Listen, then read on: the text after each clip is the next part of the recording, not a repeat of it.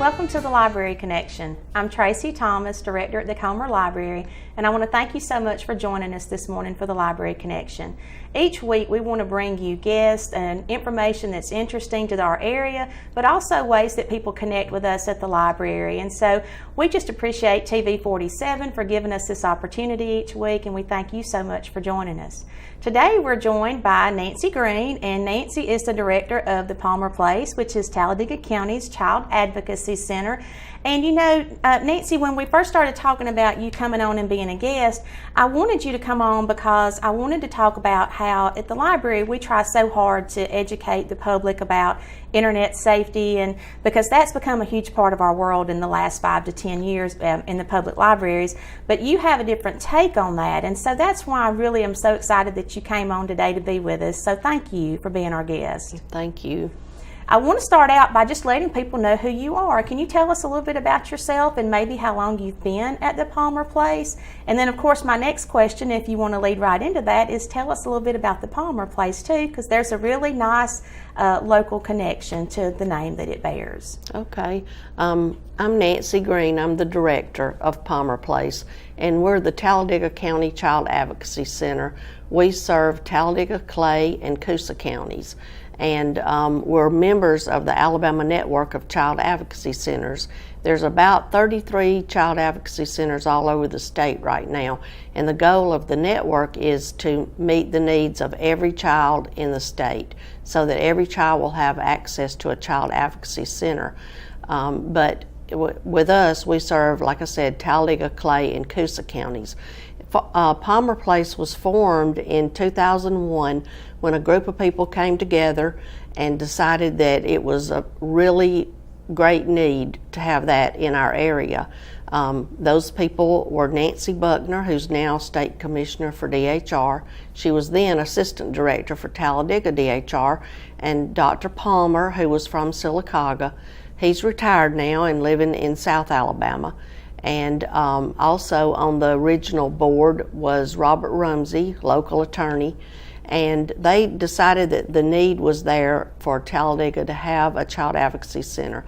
The goal of a child advocacy center is to work as a multidisciplinary team, and we work with law enforcement, with the district attorney, with DHR, and to basically provide a child-friendly environment for child abuse victims to be interviewed in, and so that they don't have to go to a cold place like a detective's office or a DHR office to tell some of the worst things that have happened to them. So when we have a report of child abuse, we coordinate with law enforcement and DHR, and then the child is brought to us for the interview, and after the interview we make the decision together whether they need to come back for extended interviews or for counseling, and we follow that child throughout the whole court process. If there's prosecution, we do court prep with them, and we provide ongoing counseling also, and all of our services are free for the children. Last year we interviewed about 250 kids. We'll be at least that many or maybe a little bit more this year. And so we feel like it's a great need for the community. We do mostly child sexual abuse, but we also do cases where there's severe physical abuse. We do witness interviews for children that may have witnessed something. We've done cases where children have witnessed murders, domestic violence, child deaths. We have interviewed for the fire marshal. Anything that involves children, and any law enforcement entity that needs an interview, we do that. So it's a really important thing, but it's a hard thing that we do. We depend on donations from the community, and we also receive United Way funds from North Talladega United Way and from Lake Martin Area United Way. We get federal funds through the Victims of Crime that comes down through ADECA, and we get state money that comes down through the legislature, and that's our main funding sources other than businesses and private donations. So my understanding, if there's a need for the Child Advocacy Center, you have channels that communicate with you through DHR, through the police department. People that are watching, it's not just them call you and talk to you. Your information would come through an appropriate channel. Right. And I'm sure with this too, the situation requires that, because it is such a sensitive nature, that you've got to have the right kind of atmosphere created for these children to feel comfortable, to feel safe in. Tell us a little bit about the center itself. Well, we're located in an old house in Talladega, and we were lucky enough to be able to decorate it like we wanted to. When the last tenants moved out, we moved in, and our landlord was gracious enough to allow us to pick out all the colors. So it's very child friendly. We have like purple walls and bright yellow and butterflies and teddy bears on the walls. So it's more like going into a house, and even some of the kids that come there will say, "Do you live here?" And we're like, "No, we just have this place for kids to come to." So they're really comfortable. There's teddy bears everywhere, and so it really makes them more comfortable than having to go somewhere and talk about the most, tragic things that have happened to them. So Nancy, if a child is brought in, do you actually do the interview process with the child? I do. And how is that done? Are you in a room with them, or is there a way that people can observe that? Yes, we do it. I'll be in the interview room. We'll do it through closed circuit TV. We don't record our interviews, but it's done through closed circuit TV so that everybody else that needs to hear what that child is saying can sit in another room and hear that. And typically it will be DHR and law enforcement. Sometimes the district attorney will be there. The parents aren't allowed to be watching the interview, and that's basically because we need to know that that child feels safe telling us what they're going to tell us, and if they feel threatened or that their parents are not going to support them or be protective, then they might be hesitant. So we don't allow the parents to be there. I imagine this is probably one of those services that you don't really know how to appreciate it until you find yourself in need of it. That's true. So we're thankful that there is a service like this available that covers Talladega County and the area surrounding us. So we're going to take a quick break, and when we come back, we're going to hear some more about some of the services that they provide and some more information that Nancy has brought to us about just keeping children safe, because that's what you do. So we'll be back in just a moment. Hi, it's Shawnee McNeil at South First Bank. This is a great time for you to buy or build a new home, or maybe refinance your present mortgage. Our rates are the lowest they've been in years, and that means saving you money. We've been helping our customers become homeowners in this area for nearly 70 years, and we can make our approvals right here in the office, and that means saving you time. We're located here in downtown Sylacauga. Come in and find South First, a better way to bank. Member FDIC, an equal housing lender. At Marble City Pharmacy, we're more than just a drugstore. Our gift shop boasts some of the most unique treasures you'll find anywhere. Come in and browse the vast selection of jewelry, purses, clothing accessories, and crafts. Let our friendly staff help you find that special card or gift for any occasion. Our dollar wall features selected sale items, and we stock a wide variety of specialty items. And if it is a drugstore you need, Marble City Pharmacy was named the 2015 McKesson National Pharmacy of the Year. Visit us today at Marble City Pharmacy. The Allen Companies of Sylacauga, with 3 locations to serve you: Highway 511, Highway 280, and Main Avenue. For all your convenience store needs, ice, drinks, snacks, and of course, some of the lowest priced gasoline at the pumps. It's the Allen Companies of Sylacauga. Highway 511, Highway 280, and Main Avenue. It's the Allen Company convenience stores. Welcome back to the Library Connection. I'm Tracy Thomas with the B.B. Comer Memorial Library, and today we've got a special guest. We've got Miss Nancy Green with us, and Nancy is the director of the Palmer Place, which is Talladega County's Child Advocacy Center. And Nancy, you've been telling us about the services that the Palmer Place provides and some of the local connections to that organization being started. one of the things that we know, you deal with a lot of cases, unfortunately, that are sex abuse cases. And one of the things that we have seen in the public library is that access to the internet has changed so much over the last few years. And it used to be that we were just trying to, keep the family computer in the living room so that we could monitor what kids are doing. But now they have a lot more access to the internet than they ever have before.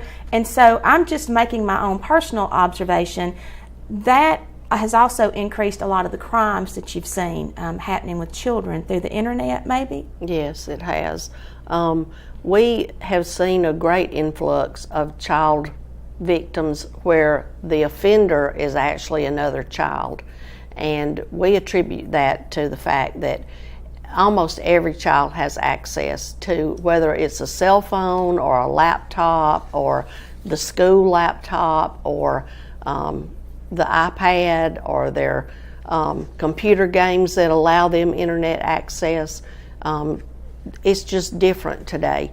A child can hit one button and type one thing and be accessing all different kinds of pornography, also on the social medias, putting themselves in danger because of strangers that they don't know who they're really talking to. They may think it's somebody their own age and it's some adult man somewhere halfway across the country.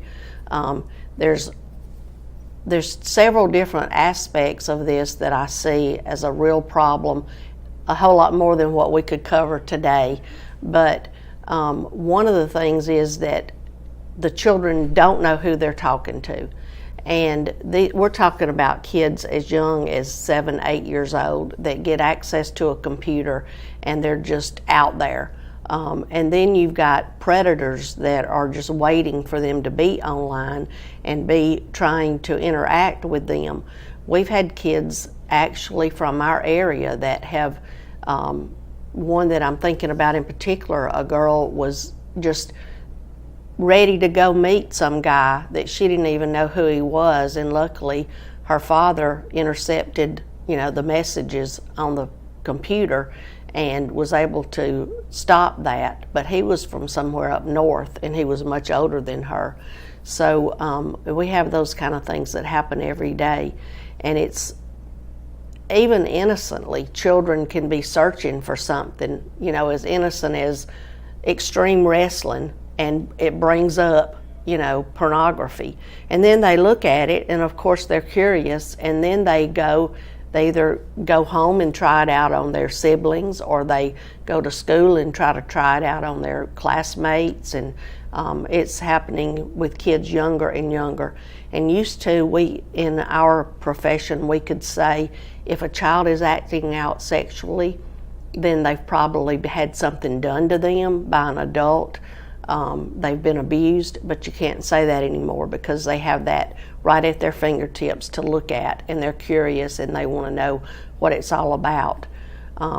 We had a child just the other day that said, I just wanted to see what it felt like, because they'd been watching something on the computer.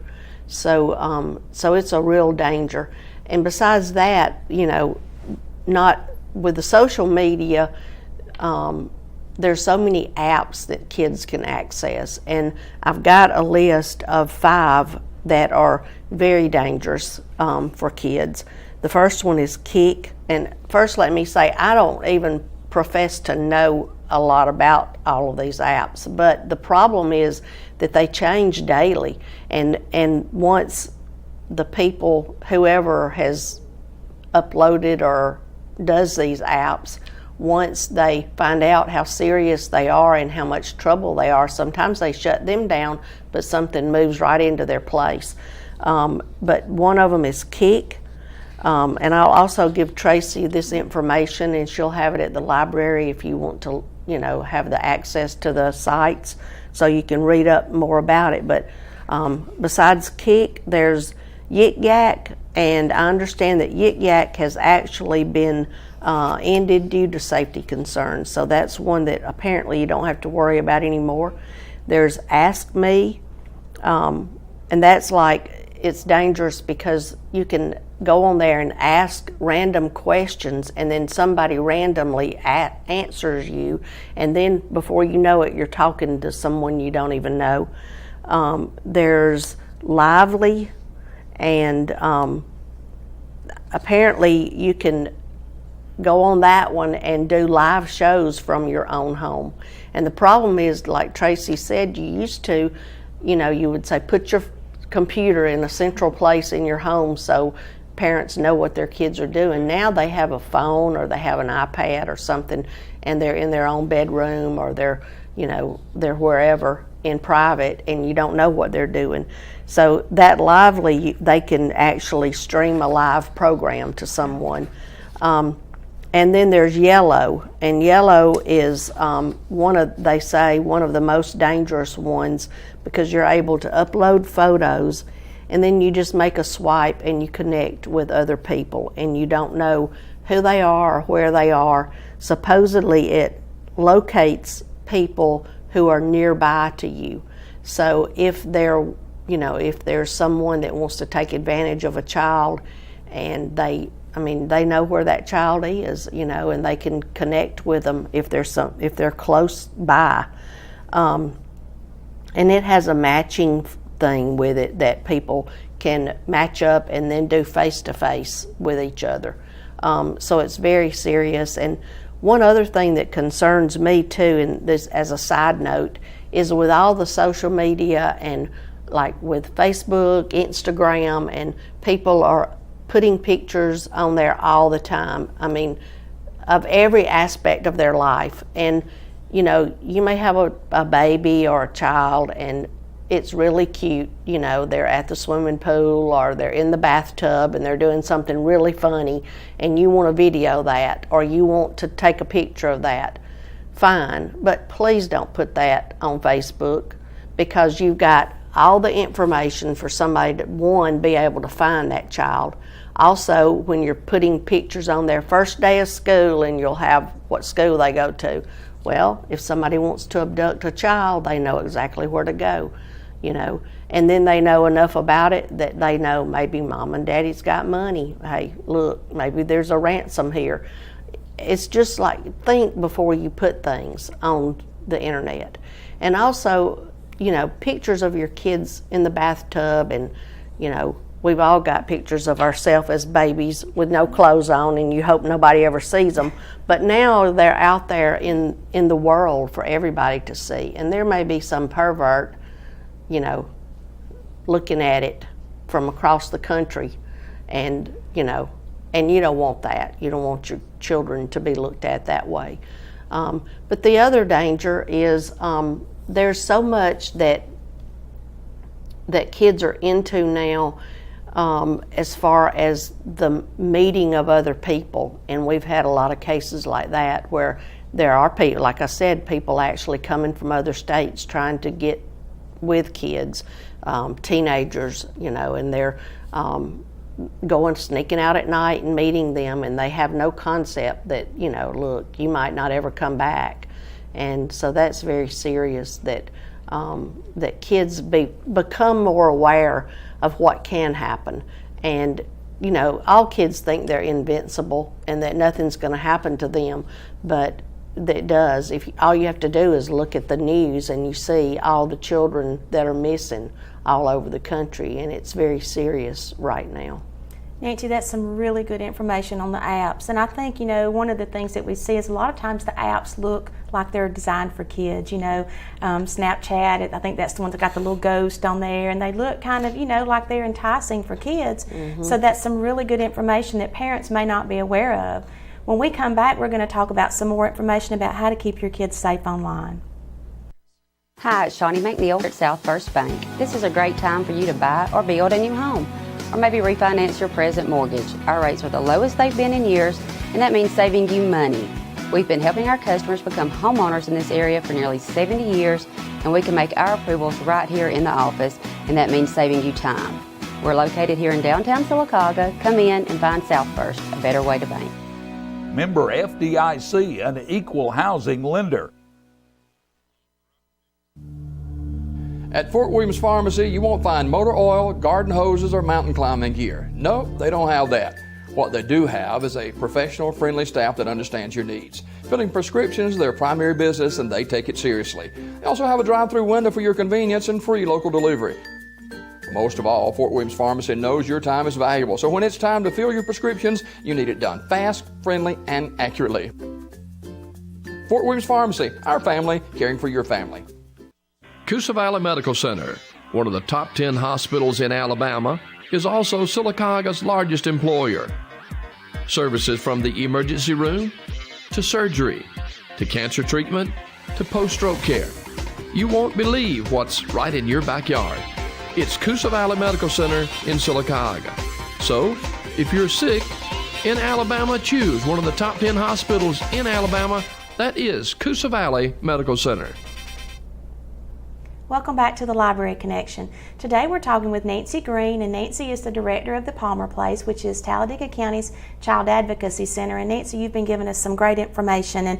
And one of the things that you and I talked about before we started the show today was that we used to really have a good grip on controlling the environment that our kids were in. And I know when I was growing up, we had the phone with the cord, which kids today would die. And when the phone rang, you could only get so far away from your parents with the phone. We could control what they're seeing, what they're hearing, who they're talking to.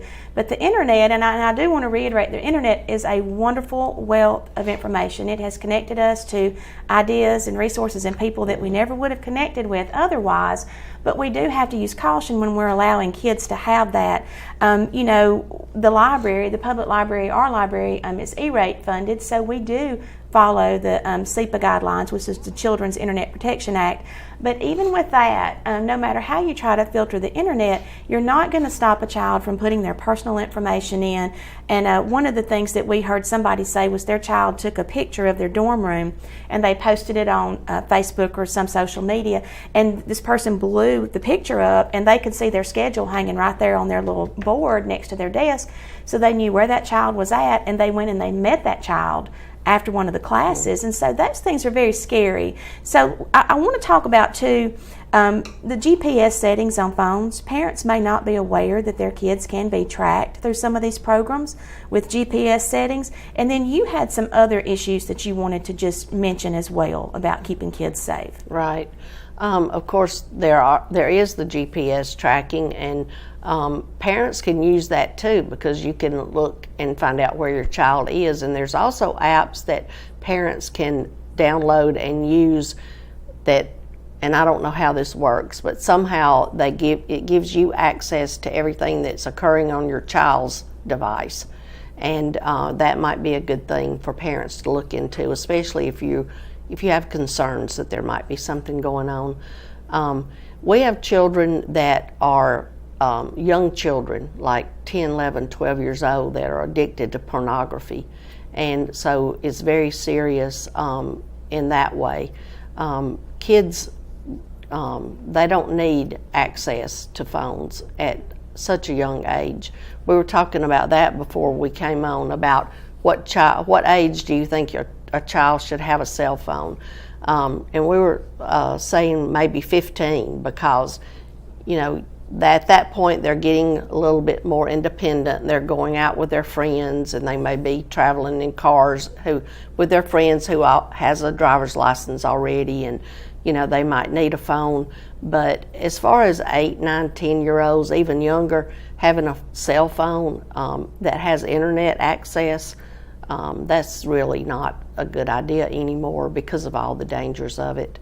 Now, we've seen kids that are, Tracy was talking about the protections and the filters they have on the computers. We've seen kids that can just break through that and get on their school laptops and be doing all kinds of stuff and find out all kinds of stuff. And so that's really something that the schools need to be aware of. Well, you were just mentioning some apps, like maybe some things for parents, and I know that there's the Life 360 app which is one of those apps that is very parent friendly, that kind of helps track your kids, show parents where they've been, what they've been doing. And so there are some really good apps out there that parents need to check into if they want something like that. We have a couple of minutes left, and one of the things that I wanted to talk about just in the last couple of minutes is about social media in general and about what we put on social media. You've talked about, not putting the pictures and things on there that show every move that you're making. One of the things that I've tried to talk to the kids about in the library is the fact that, if you do the same routine every day and you put those same pictures on there every day, or maybe you have your GPS on and you check into the same place every day at the same time, then it's very easy for somebody to track where you're going to be and what you're doing. So we urge you to be cautious about that. But a different aspect of social media is just the fact that kids know where other kids are at all times.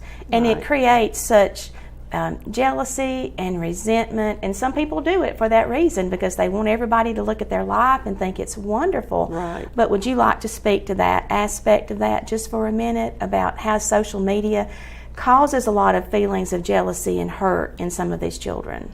It does, and because there's so many kids that don't have what other kids have, and they are jealous. And then there's the bullying that goes on with it also, not just posting pictures of where you are or your new shoes or whatever you have, but then bullying about it and all types of bullying.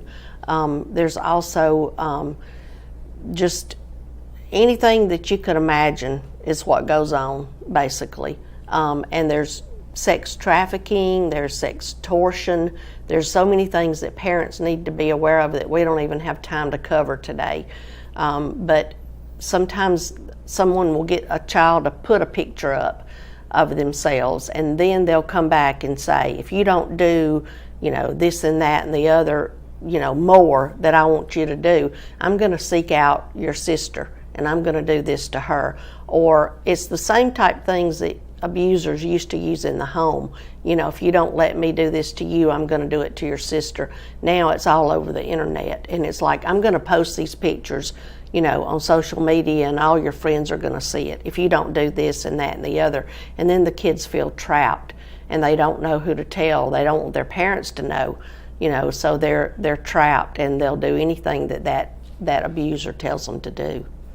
Well, you've given us some wonderful information, Nancy, and media sharing is so much easier now than it ever has been before, and it's just something that we just want to make sure that parents are aware of, and that you're investigating what's on your children's phones, and that you know who they're talking to. And so if people have questions about anything Nancy's talked about today, we have your number here. Would you like to give that out if they have a question? We're at 305 South Court Street in Talladega, and we welcome anybody to come by at any time. Our number is 256-315-2662.